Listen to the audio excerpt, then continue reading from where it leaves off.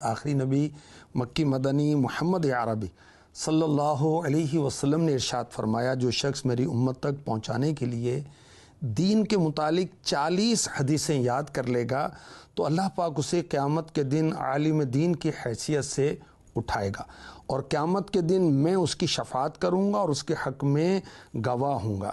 اس حدیث کے تحت یہ لکھا ہے کہ علماء فرماتے ہیں کہ حضور صلی اللہ علیہ وسلم کے اس ارشاد سے مراد لوگوں تک 40 احادیث پہنچانا ہے، چاہے وہ یاد نہ ہو، نہ ہی ان کا معنی اسے معلوم ہو۔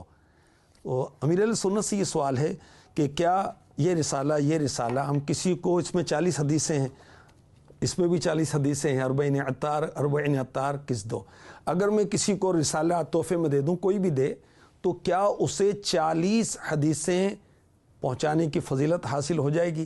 اسی طرح اگر کوئی PDF کسی کو فارورڈ کر دے تو کیا اس کو 40 حدیثیں پہنچانے کی فضیلت حاصل ہو جائے گی؟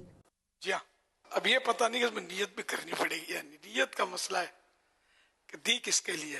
نیت کرنا سمجھ میں تو آتا ہے کہ نیت کر لے کہ میں یہ 40 حدیثیں پہنچا رہا ہوں، خالی پہنچانا ہے، اسے یاد کر کے بھی پہنچائے، ویسے پہنچا دے، اسی رسالے میں لکھا ہوا ہے جو انہوں نے پڑھ کے سنا ہے نا، تو اس کا مطلب ابھی رسالے بٹوانے آپ کو۔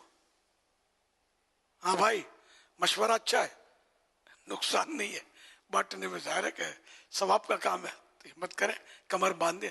رمضان میں تو ویسے نیکیاں بڑھ جاتی ہیں۔ تو یہ 40 عطار قسط اول قسط 2، یہ اس کا ہے، پتا زیادہ درود و سلام میں 40 ہے، اور یہ تو برسوں پرانا رسالہ ہے۔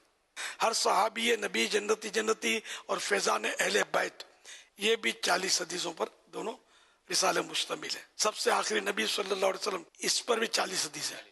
ماشاءاللہ، صلو علی الحبیب صلی اللہ علیہ محمد۔